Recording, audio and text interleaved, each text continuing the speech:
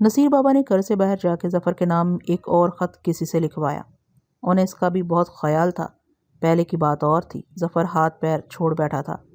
نصیر بابا نے اس کی آنکھوں میں دوبارہ خواب جگا دیے تھے۔ اب اس کا حال دیگرگوں ہوگا۔ نصیر بابا نے تصدیق نہیں کی تھی، مگر انہیں یقین تھا کہ فیروزہ نے ان کی ہدایت سے بیش و کم ظفر کو کچھ نہیں لکھا ہوگا، لیکن جتنا بھی لکھا تھا ظفر کے لیے یہ ایک مقصود و مطلوب کی تحریر تھی۔ ظفر کے روز و شب تو پھر اس کے بس میں نہ رہے ہوں گے۔ نصیر بابا کا خط ملنے کے دوسرے ہی دن ظفر آسنسول آ گیا۔ شہر سے دور ایک غیر آباد مقام کی سنسان مسجد میں ان کی ملاقات ہوئی۔ انہیں دیکھ کر ظفر نے سوالوں کی یورش کر دی۔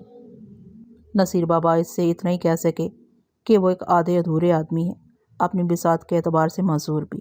جسمانی نقص سے آلودہ ہی معذور نہیں ہوتا، غلام بھی معذور ہوتا ہے، بے اختیار بھی معذور سے کم نہیں ہوتا۔ دنیا میں بہت سے آدمی اپنا کوئی وجود نہیں رکھتے، وہ بھی ان میں سے ایک ہیں۔ نصیر بابا کو اپنی بے امانی، بے سر و سامانی، جسم و جاہ کی ناتوانی کا ایسا احساس کبھی نہیں ہوا تھا۔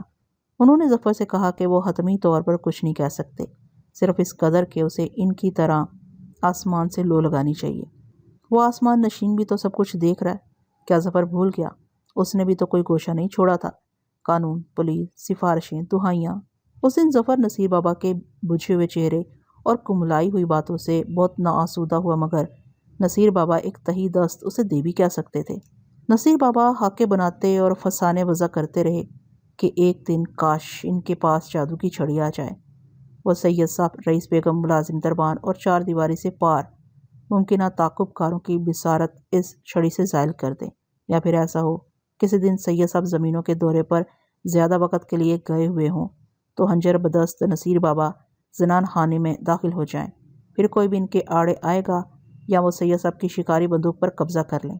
بس انہیں اتنا وقت چاہیے کہ سید صاحب کے والا و مرتبت احباب افسران عالی مقام کی قلم رو سے وہ پرے ہو جائیں، ان سے کوئی لرزش سرزرد نہ ہو، روزہ اور یاسمین کو کوئی گزند نہ پہنچ سکے۔ درمیان میں کہیں کسی جگہ وہ ملوث ہو گئی تو وہ تو چھوئی موئی کے مانند ہے۔ گھر کی بات اور ہے، باہر کی دنیا دوسری ہے۔ نصیر بابا کو اپنے آپ پر شک ہونے لگتا کہ ان سے کوئی نادانی تو نہیں ہو رہی۔ انہیں یہ گمان ہوتا جیسے سید صاحب ان سے کچھ محتاط ہو گئے ہیں۔ گھر کے ملازموں کی نظریں بھی انہیں کبھی کبھی بدلی ہوئی لگتی ہیں۔ انہیں ہر دم یہی کھٹکا لگا رہتا کہ کسی کو ذرا بھی ان پر شک ہو گیا تو کچھ بھی باقی نہیں رہے گا۔ یوں ہی دن گزرتے گئے اور نصیر بابا فیروزہ اور یاسمین کا سامنا کرتے ہوئے پہلو کترانے لگے۔ بس ایک بدترین فیصلے کا عزم انہیں توانا رکھتا تھا، اور وہ تنہائی میں اپنے اس عزم کی تجدید کرتے رہتے تھے۔ انہیں صرف فیروزہ اور یاسمین کے لیے گوشامہ کا یقین چاہیے تھا، اپنی کوئی فکر انہیں مطلق نہ تھی۔ اس کے بعد سارے بہتان، ساری سزاؤں کے لیے گریبان چاک کرنے کی ہمت ان کے اندر موجزن تھی۔ پھر انہیں موت آ جائے یا ان کے لیے موت تجویز کر دی جائے، انہیں معلوم تھا کہ ایسی موت زندگی سے نہایت اعلیٰ ہوگی۔ اور پھر خدا نے ان کے بقول بابا صاحب کی صورت میں ایک صاحب دل بھیج دیا۔ اس دوران حسب معمول کئی مہمان آئے، بڑے بڑے صاحبان زر اور صاحبان زور، اپنی بات کے دھنی، قول و فعل کے پکے۔ نصیر بابا سے وہ بہت مانوس بھی تھے، ان کا بڑا احترام کرتے تھے، مگر کسی کے سامنے زبان کھولنے کی توفیق نصیر بابا کو نہ ہو سکی۔ جانے کیوں؟ بٹھل کو دیکھ کے انہیں ایسا لگا جیسے انہیں بس اسی کا انتظار تھا۔ پھر انہوں نے دیر بھی نہیں کی۔ سبزہ زار کی بینچ پر بیٹھے ہوئے ہمیں حادثہ وقت ہو گیا تھا۔ نصیر بابا کا گلا ویسے بھی خشک ہونے لگا تھا اور اب کچھ کہنے کو بھی رہ نہیں گیا تھا۔ میں نے ان کی کمر پہ ہاتھ رکھ کے تسلی دی تو وہ سسکنے لگے۔ میں نے ان کا بازو پکڑ کے انہیں اٹھا دیا۔ میرے جسم میں اینٹھن ہو رہی تھی۔ بٹھل تو چوسر اور شطرنج کی طرح سوچ بچار میں لگا رہے گا۔ جی کرتا تھا میں ہی جا کے سید محمود علی کو دیکھوں، میں بھی کوئی فیصلہ کرنے کی استطاعت رکھتا ہوں۔ میرے یہ ہاتھ پیر کس کام کے ہیں؟ سبزہ زار سے اٹھ کے ہم راہداری میں آ گئے۔ یہاں تیز روشنی تھی۔ بٹھل نہ کمرے کے باہر موجود تھا نہ کمرے کے اندر۔ نصیر بابا مجھ سے الگ ہو کے عمارت کے وسطی حصے کی جانب چلے گئے۔ تھوڑی دیر میں کسی گوشے سے ابن نمودار ہو گیا۔ مجھ سے کمرے میں بیٹھا نہیں جا رہا تھا، سینے میں بڑی کھولن ہو رہی تھی۔ ابن نے کھانے کے لیے پوچھا تو میں نے منع کر دیا۔ میرے لہجے میں ترشی پر وہ چونک پڑا اور معذرتی انداز میں بولا کہ پہلے بھی وہ 2 مرتبہ آ چکا ہے۔ بٹھل نے اسے کہہ دیا تھا کہ میں دیر سے کھاؤں گا اور جب ضرورت ہوگی اسے طلب کر لیا جائے گا۔ بٹھل کے بارے میں استفسار پر ابن نے بتایا کہ چند منٹ پہلے وہ کھانے کے کمرے کی طرف گیا ہے۔ سید صاحب کے مہمانوں کو رخصت ہوئے 15-20 منٹ ہی ہوئے ہوں گے، اس لیے آج کھانے میں دیر ہو گئی۔ اس گھر میں اب کچھ کھانے پینے کو دل ہی نہیں کرتا تھا۔ اتنا کچھ جانتے ہوئے جانے کس طرح بٹھل شکم پوری کا مشغلہ جاری رکھے ہوئے تھا، مگر آج کی بات تھوڑی ہے، اسے تو پہلے ہی سے سب کچھ معلوم ہو چکا تھا، اور کھانا ترک کر دینے سے کیا ہوتا۔ یہ جگہ کس کی تھی؟ یہ ساز و سامان، یہ خدمت کار۔ ابن کے ساتھ میں بھی غیر ارادی طور پر کھانے کے کمرے تک چل آیا، لیکن دروازے میں داخل ہوتے ہی میرے قدم ٹھٹک گئے۔ مجھ سے ابھی شاید اس شخص کا سامنا نہ ہو سکے، بٹھل کی طرح مجھ سے یہاں نہیں بیٹھا جائے گا۔ میرے لیے یہ بہتر تھا کہ واپس چلا جاؤں۔ ابن نے اندر جا کے بتا دیا کہ میں باہر ٹھہرا ہوا ہوں۔ اس لمحے اندر سے سید صاحب کی حلاوت امیز آواز گونجی، ارے بھائی آئیے آئیے بابر میاں، باہر کیوں رک گئے؟ مبارک ہو، آج تو مٹھائی کھلانے کا دن ہے۔ واہ واہ ماشاء اللہ۔ سید صاحب اندر سے اٹھ کے میرے سامنے آ گئے۔ انہیں دیکھ کے آنکھوں میں دھند اتر آئی تھی۔ سید صاحب نے میرا بازو تھاما تو سارا جسم متزلزل ہو گیا۔ چند لمحوں کے لیے دماغ سن ہو گیا تھا۔ اس کشادہ اور مرصع توامگاہ میں پہلی بار میرا آنا ہوا تھا۔ یہاں مغربی اور مشرقی دونوں طرز کے انتظامات تھے۔ کمرے کے وسط میں وسیع میز کے اطراف کرسیاں رکھی تھیں اور سامنے کی دیوار کے ساتھ تخت بچھا تھا۔ چھت کے بیچ میں فانوس لٹک رہا تھا۔ دیواروں پر ابھرے ہوئے گلبوٹے کندہ تھے اور ان میں شیشے جڑے تھے۔ فرش پر قلین چسپا تھا۔ چاروں طرف دیواروں کے ساتھ صوفے پہ بست تھے۔ آج تو شہزادے بہتر دکھائی دیتے ہیں۔ سید صاحب مسکراتے ہوئے مجھے تخت تک لے آئے۔ بسم اللہ کیجیے۔ آج واقعی بڑا وقت ہو گیا، کیا بتائیں۔ پٹنے سے ایک پرانے واقف کار سرکاری افسر جب بھی اس طرف آتے ہیں غریب خانے ضرور تشریف لاتے ہیں اور جناب اچانک آ دمکتے ہیں۔ ساتھ میں ان کے 2-3 احباب بھی تھے۔ محفل جم گئی تھی، کھانے کا وقت ہو گیا تھا۔ میں نے گزارش بھی کی مگر وہ کہیں اور مدعو تھے۔ انہیں فوراً خیال آیا، ارے وہ آپ کا تو پریزی کھانا چل رہا ہوگا، آپ نے کھانا کھا لیا؟ مجھے جواب دینے میں تعمل ہوا۔ کہاں کھو گئے؟ سید صاحب نے شگفتگی سے مجھے ٹہوکا دیا۔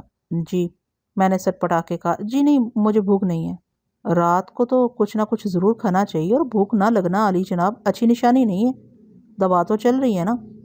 میں نے بمشکل اقرار میں سر ہلایا۔ ولایتی دوا سے پہلے کچھ کھا لینا بہتر ہوتا ہے، میرا خیال ہے ہمارے ساتھ ہی بیٹھ جائیے، یہاں بھی چند ایسی چیزیں ہیں جو آپ اطمینان سے کھا سکتے ہیں۔ رہنے دو صاحب، بٹھل نے دخل دیا، بھوک سے کھائے تو ٹھیک ہے، یہ بھی مناسب ہے۔ سید صاحب نے برملا اس کی تائید کی، اور اچھا ہوا کہ ان کی توجہ بٹھل کی جانب ہو گئی۔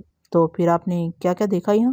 اتنے میں کیا دیکھتے، سارا ٹائم چکر میں رہے، میرے ساتھ چلتے۔ یہاں ارد گرد کے علاقے خصوصاً چائے باسا اور پورولیا شہر میں مسلمانوں کی مدرسوں سے تھوڑی بہت واقفیت ہے۔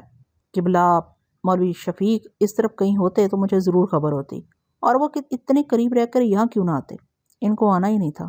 ادھر ہی اتنے دن بند رہ کے گانٹھ پڑنے لگی تھی۔ کھلے میں جا کے تھوڑے ہاتھ پاؤں بھی کھلے۔ آدمی کو جانور سے زیادہ ہریالی کی ضرورت پڑتی ہے، چرتا نہیں تو کیا ہوا، آدمی بھی جنگل کا جانور ہے۔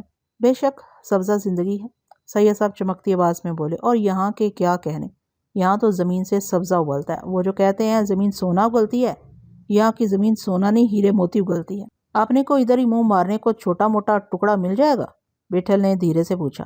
سید صاحب اچھل پڑے، کیوں نہیں، چھوٹا موٹا کیا، آپ اشارہ کیجئے، بلکہ پہلے ارادہ تو کیجئے۔ لیکن وہ جھجکتے ہوئے بولے، اور جگہوں کے مقابلے میں یہاں زمین کسی قدر مہنگی ہے۔ اب مہنگا سستا کیا دیکھنا، آپ جو پھوکٹ میں ملو گے۔ سید صاحب نے کہا لگایا، ہاں ہاں آپ نے صحیح کہا، بالکل صحیح کہا۔ پھر وہ سنجیدہ ہو کے بولے، آپ فرمائیں تو کھوج لگاؤں؟ یہی بول رہے ہیں، ذرا سوچ لیجئے، بڑا فیصلہ ہے، کہاں بمبئی، کہاں یہ گاؤں آسنسول، ادھر ہی آپ جو ہو۔ میں کیا، ذرا نوازی ہے آپ کی، سارا آپ پر ہے، ادھر ہی پاس رکھنا چاہتے ہو کہ نہیں؟ اس سے بڑی خوشی کی بات میرے لیے کیا ہو سکتی ہے، میں کل ہی نگاہ دوڑاتا ہوں۔ کچھ عرصہ گزرا، کسی نے مجھ سے کہا بھی تھا، بلکہ یاد آیا، لیجیے کل رات ہی دعوت میں کلیکٹر صاحب اپنے کسی عزیز کی زمین کا ذکر کر رہے تھے۔ میں تخت کے پاس صوفے پر بیٹھا ان دونوں کی گفتگو سن رہا تھا۔ میری آنکھیں جل رہی تھیں، اور بٹھل یہ کس قسم کی باتیں کر رہے ہیں؟ وہ تو اس طرح سید صاحب سے شیر و شکر ہے جیسے کوئی اور بات ہی اس کے دماغ میں نہ ہو، جیسے نصیر بابا نے جو کچھ مجھے بتایا ہے بٹھل اس سے ناشنا ہو۔ آپ کا کیا خیال ہے بابر میاں؟ یک سید صاحب نے میری جانب پہلو بدل لیا۔ آپ کو یہ علاقہ کیسا لگتا ہے؟ جی ہاں اچھا ہے، میں نے حکلاتی آواز میں کہا، بہت اچھا ہے۔ آپ کیا کہتے ہیں؟ لگتا ہے بابا صاحب نے تو یہیں ڈیرے ڈالنے کی ٹھان لی ہے۔ میں بٹھل کی تائید کے سوا کیا کر سکتا تھا؟ ایک اہم بات تو رہ گئی، سید صاحب نے شائستگی سے پوچھا، کم سے کم کتنی زمین کی بات کی جائے؟ جتنی آپ ٹھیک جانو۔ یہ تو گڑ ڈالنے والی بات ہے صاحب، اب بات ہزاروں تک جاتی ہے، کہیں تو اس سے زیادہ، بہت زیادہ۔ مجھے ایک اندازہ تو ہونا چاہیے۔ آپ کو پتہ نہیں، آپ جیسا بولو۔ اپنے کو پتہ نہیں، آپ جیسا بولو۔ اس طرح کیسے؟ سید صاحب کسی قدر بے چینی سے بولے، میری تو یہی خواہش ہوگی کہ آپ کی یہاں سب سے زیادہ زمین ہو، کچھ مزہ تو آئے۔ پھر آپ بڑی کی بات کر لو، جتنی چاہے بڑی، بات کو تو چھوٹی رہ جائے گی، مٹھی بھی شاید بڑی پڑ جائے۔ نہیں صاحب، یہاں میں آپ سے اتفاق نہیں کرتا، جو آپ فرما رہے ہیں وہ تو ہونا ہی ہے، سب یہیں دھرا رہ جائے گا۔ وہ جو کہتے ہیں جب لاد چلے گا بنجارا، مگر یہ زندگی کیا کوئی خواب ہے؟ یہ کوئی جھوٹ ہے، یہ بھی تو ایک سچ ہے، اور جب تک ہے اس کا پورا سواد کیوں نہ لیا جائے، اگر سواد دستیاب ہو سکتا ہو۔ زندگی میں رس بھی بہت ہے، کسی کو نظر نہ آئے اور کوئی منہ پھیرے رکھے تو اسے کیا کہیں گے آپ؟ کیا اس آنے والی زندگی کے لیے سامنے کی اس زندگی پر ہاک ڈال دی جائے؟ نہیں صاحب نہیں، یہ بات اپنے پلے آج تک نہیں پڑی، پر اپنے نرت بھاؤ میں تھوڑا دوسروں کا بھی دھیان رہے۔ کیا مطلب؟ معاف کیجیے، میں سمجھا نہیں۔ سید صاحب کا چہرہ تمتمانے لگا۔ جانے دو صاحب۔ نہیں، آپ کیا کہنا چاہتے ہیں؟ کیا بولیں، دیکھا ہے اپنی رنگ بازی کبھی دوسروں پر الٹی سیدھی چل جاتی ہے، کبھی کسی سے سنا تھا لکشمی کی طرف بھاگتے بھگاتے بیچ میں پڑنے والوں کا دھیان نہیں رہتا، اور جدھر روکڑے سے پوٹا تر ہوتا ہے ادھر ہی کسی کا گلا ضرور دبا ہوتا ہے۔ دھن کے بنا نوٹنکی بھی نہیں ہوتی، ایک کے بعد ایک سے بڑھ کے ایک، آدمی کو پھر نکٹ پار کا ٹیپتا نہیں۔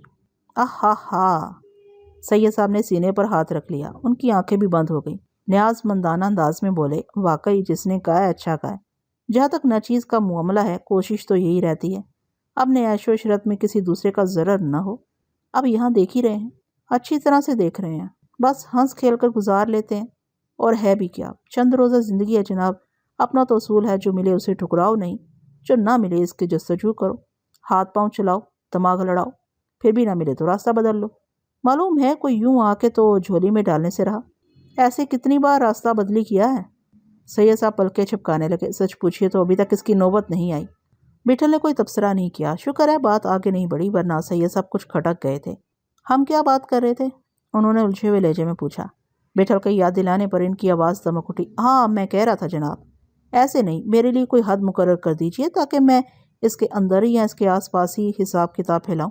آپ کے لیے کوئی نہیں، جو حد آپ چاہو۔ یہ کیسی بات کر رہے ہیں آپ؟ شاید آپ سنجیدہ نہیں معلوم ہوتے۔ گڑ کی بات بولتے تھے آپ، اپنے پاس اس کی کمتائی نہیں ہے۔ ماشاءاللہ، خدا کا فضل و کرم کہیے، یہ بات ہوئی نا؟ سید صاحب کی آواز میں حیرت شامل تھی، ان کی نظریں بٹھل پر مرکوز ہو گئیں۔ دیکھیے میں دیکھتا ہوں، وہ تذبذب سے بولے، لیکن اچھا ہوگا کہ آپ بھی ساتھ ایک نظر دوڑا لیں۔ آپ سے اچھی نہیں ہے اپنی، دور کی پاس کی سبھی میں 19 ہے، یا ٹیری بولو، قصر نفسی تو کوئی آپ سے سیکھے۔ سید صاحب مسکرانے لگے۔ میرا کہنا تھا، اب تو بابر میاں بھی ربائے صحت ہیں، آج کی طرح آپ کل بھی نکل سکتے ہیں۔ پہلے آپ پکی کر لو، اور آپ کے ہوتے ہوئے اپنے کو کیا دیکھنا ہے؟ مجھ پر اتنا اعتبار مت کیجیے، میں بھی انسان ہوں، آپ جیسا ابھی تک نہیں دیکھا۔ ایک لہجے کے تردد و توقف کے بعد سید صاحب کھلا پڑے۔ خدا میری لاج رکھے، آپ مجھے کانٹوں میں گھسیٹ رہے ہیں۔ ابھی تو کانٹوں کی بات ہے، آگے دیکھو صاحب۔ شرینی کے پیالے پر یکلخت سید صاحب کا ہاتھ رک گیا، پھر انہوں نے جلدی سے چمچہ منہ میں رکھ لیا۔ تیار رہیں صاحب، چلیے یوں ہی صحیح، آپ جان مانگیے۔ کچھ میری سمجھ میں آ رہا تھا کہ زمین کی بات چھیڑنے اور طول دینے میں بٹھل کی کیا منشا ہو سکتی ہے، مگر یہ تو ایک طویل مرحلہ تھا۔ ایک بات بولے مہاراج، اپنے کو جلدی ہے، ابھی آگے بھی جانا ہے۔ بٹھل نے رکھائی سے کہا، یہ سامنے رکھنا۔ آگے جانا ہے، مگر ابھی تو آپ، وہ تو آپ ادھر ہی ہو، جب بولو گے لوٹ آئیں گے۔ ادھر ہی دن ہو گئے، تھوڑا گھر بار بھی دیکھنا ہے، مگر ابھی آپ کو جانا نہیں چاہیے، آپ بھول گئے ڈاکٹر کشن نے کیا کہا تھا، بابر میاں کو پورے ہفتے آرام کرنا چاہیے۔ یہ تو شکرا ہے صاحب، یہ ایک بڑی بیماری سے اٹھے، ابھی دوا جاری ہے۔ ٹائیفائڈ تھا نا انہیں؟ سید صاحب زور دے کے بولے، ٹائیفائڈ کے بعد کم سے کم ہفتے بھر مکمل آرام ضروری ہے۔ نہیں صاحب، میں آپ کو مشورہ نہیں دوں گا، کم سے کم چند دن تو اور ٹھہریے، باقی آپ کی مرضی۔ میرا ارادہ تو بابر میاں کی صحت کی بحالی پر چھوٹا موٹا جشن منانے کا تھا۔ بٹھل نے بحث نہیں کی، کہنے لگا، وہ اپنی یہ حسرت بعد میں بھی پوری کر سکتے ہیں، زمین وغیرہ کی کوئی بات طے پا گئی تو ہمیں واپس آنا ہی ہے، یہ جشن اس وقت تک کے لیے مؤخر کیا جا سکتا ہے۔ ارے صاحب، سید صاحب مچل کے بولے، کل پہ اتنا اعتبار کون کرے؟ کل کس نے دیکھی ہے؟ خوشی کے لمحے عرضہ ہوں تو لوٹ لینے چاہیے۔ زیادہ بڑی نہیں، چھوٹی سی محفل رکھیں گے، اس بہانے یہاں کے بعض خاص لوگوں سے آپ کا تعارف بھی ہو جائے گا۔ آپ کے بعد اب کسی سے جان پہچان کیا کرنا، یہ تو آپ کی نوازش ہے۔ انکساری میں سید صاحب کا جسم سمٹ گیا۔ اصل میں وہ لوگ ابھی شہر میں ہیں، وہ رازداری سے بولے۔ کون سا؟ بٹھل نے چونک کے پوچھا۔ ارے جناب، وہی جو کل رات ہربرٹ اینڈریو کمشنر صاحب بہادر کی دعوت میں خاص طور سے بلائے گئے تھے۔ یاد رکھے جانے والے لوگ ہیں، اپنے فن میں طاق، ہر لحاظ سے یکتا و یگانا۔ ساری رات جادو جگائے رکھا، رات بھر بجلی چمکتی رہی۔ ابتدا ہی میں مجھے آپ کے صاحب ذوق ہونے کا اندازہ ہو گیا تھا۔ خود آپ نے بھی فرمایا تھا کہ سرتال سے دلچسپی ہے، نرت کا بھی شوق رکھتے ہیں۔ کل رات آپ بہت یاد آئے، بس کیا بتائیں کیسی محفل رہی۔ کم ایسا دیکھا ہے، کمشنر صاحب بھی دنگ رہ گئے۔ چیدہ چیدہ لوگوں کا اجتماع تھا، خوب جماؤ رہا۔ کمشنر صاحب کو آج دلی جانا تھا، میں نے گزارش کی تھی آج رات غریب آنے کو عزت دی جائے۔ افسوس کا اظہار کرنے لگے کہ دلی میں طلبی ہے، رک نہیں سکتے۔ خاکسار سے تو بہت خوش ہیں، ایک بار بس شکار کھلوایا تھا، اہتمام البتہ حاصل کر لیا تھا، بساط سے کچھ زیادہ۔ جنگل میں منگل کا سماں ہو گیا تھا۔ یہ گورے بھی کمال کے نشانے باز ہوتے ہیں۔ اچھی دھما چوکڑی رہی، رات کو جنگل میں محفل سجی۔ وہ دن ہے اور آج کا دن ایسی یاد اللہ ہوئی کہ کیا عرض کروں۔ اس طرف دورہ ہوتا ہے تو ضرور طلب کرتے ہیں، پوچھتے رہتے ہیں کوئی پریشانی تو نہیں ہے، کوئی کام ہو تو بتاؤ۔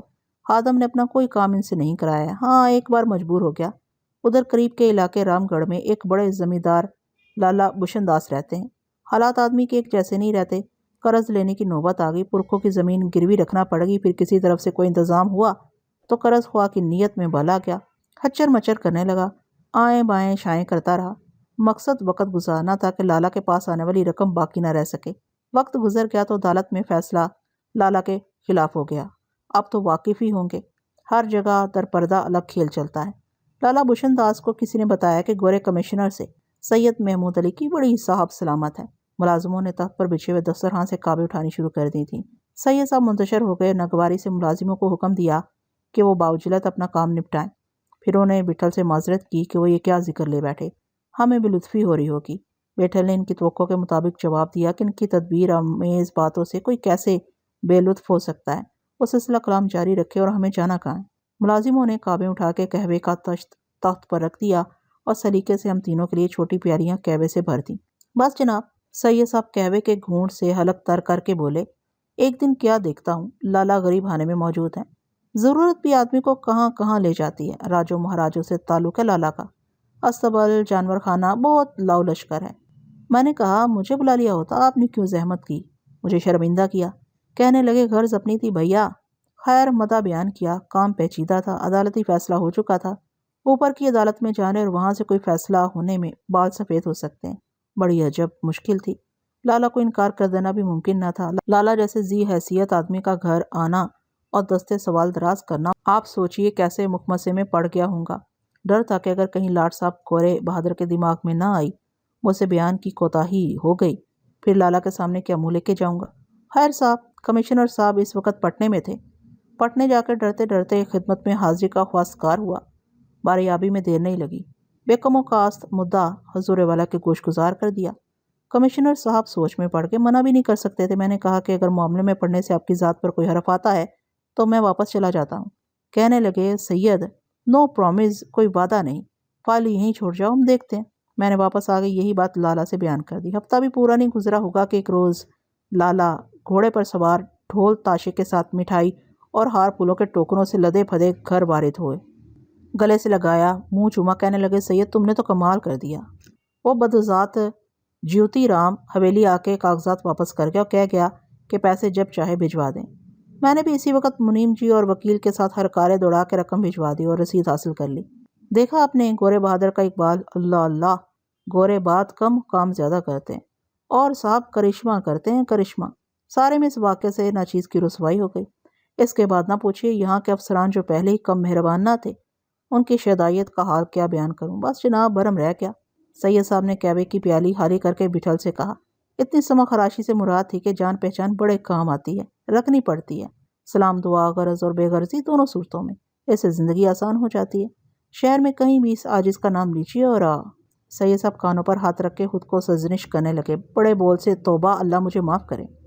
بٹھل سنتا رہا اور قہوے کی چسکیاں لیتا رہا۔ کچھ جان کے ہی ہم بھی واری ہوئے ہیں، اس نے مدھم لہجے میں کہا۔ یہ تو آپ کی محبت ہے جو اتنی عزت دے رہے ہیں۔ کوئی کیا دے سکتا ہے، یہ تو آدمی خود لیتا ہے۔ ہاں جناب، کیا اچھی بات کہی ہے آپ نے، عزت ایسی سڑک پر پڑی تو نہیں مل جاتی، اور ذلت کا بھی تھوڑا یہی چکر ہے۔ سید صاحب کا جسم تنس سا گیا، زبان میں بھی لکنت آ گئی۔ یقیناً سب کچھ آدمی کے اعمال پر موقوف ہے۔ عزت ذلت دونوں اپنے ہاتھوں میں ہوتی ہیں، اور عزت کی کمائی بڑی مشقت چاہتی ہے، ذلت کے لیے ایک نادانی بہت ہوتی ہے۔ آپ کتنی دل پر لگنے والی باتیں کرتے ہیں، پر دل ہی نہ ہو۔ ہاں ہاں جناب، سید صاحب سر ہلانے لگے۔ دل کا ہونا بھی لازم ہے، دل ہونے کا مطلب صاحب دل ہونا نہیں ہے۔ لگتا ہے ہماری آپ کی خوب نبھے گی۔ دیکھو صاحب، آپ نبھاتے ہو کہ نہیں؟ بیٹھل مسکرایا۔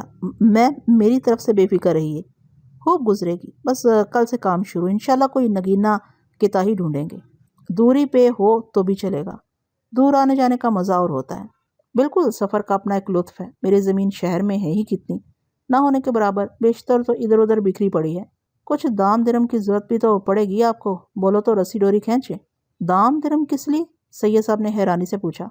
تھوڑا سا چارہ ڈالنے، بات پکی کرنے کو، یہاں زبان چلتی ہے، اور کہیں ضرورت پیش آئی تو اتنا تو یہ خادم بھی انتظام کر سکتا ہے۔ لیکن ایک بات طے کیجیے، بات پکی کرنے سے پہلے ایک نظر آپ کا دیکھنا ضروری ہے، اس لیے گزارش کر رہا ہوں، ابھی آپ جانے کی جلدی نہ کیجیے، اپنی زبان کو ہماری زبان سمجھو۔ پھر بھی دیکھیے، روپے پیسے کا معاملہ ہے، اپنے اطمینان کے لیے مجھے آپ کی تصدیق کی ضرورت ہوگی، بہتر ہے کہ آپ بھی اچھی طرح دیکھ بھال لیں۔ ہم نے آپ کو دیکھ لیا ہے۔ ٹھیک ہے صاحب، سید صاحب ضد ہو کر بولے۔ خدا میری عزت رکھے، میں کل ہی نکلتا ہوں، مگر اس محفل کا کیا رہا؟ وہ آپ کی مرضی پر ہے، کل تو ذرا مشکل ہے، پرسوں رکھیں۔ بیٹھل نے اقرار کیا نہ انکار۔ اب معاف کیجیے، آپ کی جلدی نے میرے ارادے منتشر کر دیے۔ خیال تھا بابر میاں چلنے پھرنے لگیں تو کسی روز شکار پر چلیں۔ مجھے یاد ہے آپ نے شکار کا شوق ظاہر کیا تھا، پر صرف جانوروں کا۔ سید صاحب پہلے تو سر پٹائے، پھر ہنس کے بولے، جانوروں ہی کی بات کر رہا ہوں، کبھی انسان کا بھی کھیلا؟ سید صاحب کی پیشانی لکیروں سے بھر گئی۔ آپ نے کھیلا؟ ان کے لہجے میں واضح طور پر تلخی آ گئی۔ ہاں صاحب، جب بھی موقع لگے کھیلتے ہیں۔ اور ہم ہی نے کیا کھیلا؟ جدھر ہی دیکھو کھیلا جاتا ہے، آدمی آدمی کے پیچھے ہے۔ سب سے آسان شکار تو انسان کا ہوتا ہے، جال پھندے ہتھیار کی بھی ضرورت نہیں پڑتی۔ انسان تو سارے پالتو ہوتے ہیں، پالتو کا شکار آسان ہوتا ہے، برا تو نہیں مانے آپ؟ نہیں نہیں، سید صاحب کے چہرے پر سکون کے آثار ہویدا ہوئے۔ آپ سے ملاقات میرے لیے ایک نیا تجربہ ہے، ابھی تو شروع ہوئی ہے، اور آگے آگے دیکھیے ہوتا ہے کیا۔ سید صاحب کے کہکہے سے توام گاہ گونج اٹھی۔ نشانہ کیسا ہے آپ کا؟ مستربانہ انہوں نے پوچھا۔ چوک بھی جاتا ہے، اس کا مطلب ہے کمال کا ہے۔ کام چل جاتا ہے، نشانے پر آنے والے سے بھی غلطی ہو جاتی ہے۔ ایسا لگتا ہے آپ وہ نہیں جو نظر آتے ہیں۔ پھر کیا ہے؟ کچھ اور۔ کچھ اور کیا صاحب، بولو۔ ارے بھائی، یہی بہت زمانہ دیکھے ہوئے گرم و سرد آشنا، وہ ہچکچاتے ہوئے بولے۔ اور لگتے کیا ہیں؟ لگتے بہت اچھے لگتے ہیں، سید صاحب کترائی ہوئی زبان سے بولے۔ سیدھے سادے بھولے بھالے لگتے ہیں، اور کیا کہا جائے، آپ نے تو جناب بات پکڑ لی۔ دیواری گھڑی کے ڈھال کے وسط میں چھوٹا سا دروازہ کھلنے پر کھٹاک کی آواز آئی۔ دروازے سے گشت بھر چڑیا چھپاک سے برآمد ہوئی اور سر ہم کر کے چہکنے لگی۔ ٹھیک 11 مرتبہ وہ چہکی۔ سید صاحب چونک پڑے اور معذرت کرتے ہوئے تحت سے اٹھ گئے۔ وقت ہاسا ہو گیا، انہوں نے متانہ سے کہا، آپ بھی آرام کیجیے۔ ہم دونوں بھی کھڑے ہو گئے۔ دروازے سے باہر نکلتے نکلتے سید صاحب کو خیال آیا، ارے بابر میاں، حد ہو گئی جناب، یاد ہی نہیں رہا کہ آپ نے تو ابھی تک کچھ کھایا پیا ہی نہیں۔ کچھ کھائے پیے بغیر نہ سوئیے گا، ہلکی غذا ضرور لیجیے گا، یا پھل وغیرہ۔ میں نے سر جھکا لیا۔ نصیر بابا اور ابن دوسرے ملازموں کے ساتھ کمرے کے باہر مستعد کھڑے تھے۔ ہمیں دیکھ کے وہ ایک طرف ہو گئے۔ سید صاحب شبہ خیر کہتے ہوئے زنان خانے کی طرف چلے گئے۔ ابن میرے کھانا نہ کھانے کی وجہ سے بے حد فکر مند معلوم ہوتا تھا۔ بھوک ہی نہیں لگ رہی تھی، ایسے میں بھوک لگتی بھی کیا، دماغ ہی حاضر نہ ہو یا جکڑا ہوا ہو تو سارا جسم پابند ہو جاتا ہے۔ کمرے میں آ کے میں بستر پر لیٹ گیا اور سب کچھ ذہن سے محو کر دینے کی کوشش کرتا رہا، لیکن سید محمود علی کا چہرہ بار بار آنکھوں میں گھومنے لگتا تھا۔ آدمی کی کتنی پرتیں ہوتی ہیں، کیسی دیدہ دلیری سے وہ باتیں کر رہا تھا، اور بٹھل بھی کیسی ڈٹائی سے سنتا رہا تھا۔ کبھی کبھی تو گمان ہوتا تھا جیسے نصیر بابا کو کوئی بڑی غلط فہمی ہوئی ہے۔ عموماً اسی طرح کے لوگ ہر جگہ پائے جاتے ہیں، اور سب ایک جیسے نہیں ہوتے۔ اگر یاسمین کو میں نے خود نہ دیکھ لیا ہوتا تو شاید مشکل سے یقین آتا۔ توام گاہ میں کئی بار سینے میں غبار اٹھا کے میں بھی سید سے کچھ کہوں، مگر بیٹھل کی طرح مجھے اپنی زبان اور لہجے پر قابو نہ رہ پاتا۔ اس کے سامنے تو بیٹھنا ہی مجھے دوبھر ہو رہا تھا۔ بہرحال بیٹھل کی کٹ ہو جاتی اور طول کلامی بے سبب نہیں تھی، اور کچھ واضح نہیں ہو رہا تھا کہ اس کے سر میں کیا تدبیریں سمائی ہوئی ہیں۔ یہ کوئی ایسا آسان کام تو نہیں معلوم ہو رہا تھا۔ اندازے کی ذرا سی غلطی سے ہم نامعلوم عرصے تک بے اختیار ہو سکتے ہیں۔ بیٹھل کو بھی اس کا خوب احساس ہوگا۔ مجھے کوئی کام نہیں تھا، یا میرا وجود مجھے تک محدود تھا، لیکن بیٹھل کی تو بڑی ذمہ داریاں تھیں۔ اس کے تو بہت سے طلبگار تھے، ایک زری ہی نہیں، اور بھی بہت سے، ایک میں بھی تو تھا۔ ابن میرے ارد گرد منڈلا رہا تھا اور کسی اشارے کا منتظر تھا۔ نصیر بابا سے سارا معاجزہ سن کے اب کسی ملازم کی طرف طبیعت راغب ہی نہیں ہو رہی تھی، بات کرنے کو بھی جی نہیں چاہتا تھا۔ ابن کو نظروں سے دور کرنے کے لیے میں نے تیار کھانوں کی بابت پوچھا اور مرغ کا سادہ شوربہ لانے کی ہدایت کی۔ 10 منٹ کے اندر اندر وہ آ گیا۔ تشت میں وہ اور بھی چیزیں سمیٹ لایا تھا۔ میں نے اسے جلدی فارغ کر دیا جیسا کہ مجھے توقع تھی۔ اس کے جاتے ہی نصیر بابا کمرے میں آ گئے اور دروازہ بند کر کے بٹھل کے پلنگ کی پائنٹی پر چڑھ گئے۔ کچھ دیر خاموشی رہی، پھر بٹھل کی بدبداتی آواز گونجی، سویرے ہی ان کو تیاری کا بول دینا۔ کل ہی؟ نصیر بابا سنسناتی آواز میں بولے۔ کل یا پرسوں؟ بولنا۔ گہنے پاتے کاغذ نشانیاں ساتھ رکھ لیں، زیادہ امبار نہیں۔ 2-3 جوڑی کپڑے لا سکے تو ٹھیک ہے، نہیں تو ایسے ہی چلی آئیں۔ مگر وہ حرافہ جو ناگن کی طرح پھن پھلائے بیٹھی ہے۔ نصیر بابا کی زبان لڑکھڑا رہی تھی۔ دیکھ لیں گے اس کو بھی، ایک وہی نہیں اور بھی سور کھانے والے پہرے پر ہیں۔ پتہ ہے، بیٹا نے تنک کے کہا۔ گھوڑا گاڑی میں تو دیری نہیں لگے گی؟ نہیں، آسانی سے مل جاتی ہے، نصیر بابا بچھے ہوئے ہونٹوں سے بولے۔ ابن یا نظروں کو باہر بھیج کر گاڑی بلوا لینا، پوچھے تو ہمارا بول دینا، تم کو ادھر ہی رہنا ہے۔ نصیر بابا کی آنکھیں پھٹی ہوئی تھیں، وہ جلدی جلدی سر ہلاتے رہے۔ اور بیچ میں بڑے صاحب آ گئے تو ان کو کون روک سکتا ہے، آنے تو پھر، خدا خیر کرے۔ نصیر بابا کی آواز کانپ رہی تھی۔ بولو تو ابھی نکل لیں پھر؟ نہیں، یہ مطلب نہیں، جو آپ نے سوچا ہے وہی ٹھیک ہے، پر اپنے ہاتھ پاؤں دماغی ٹھکانے پر نہیں ہے، کھونٹے پر باندھ کے رکھو، تم کو دیکھ کے تو وہ عادی ہو جائیں گی۔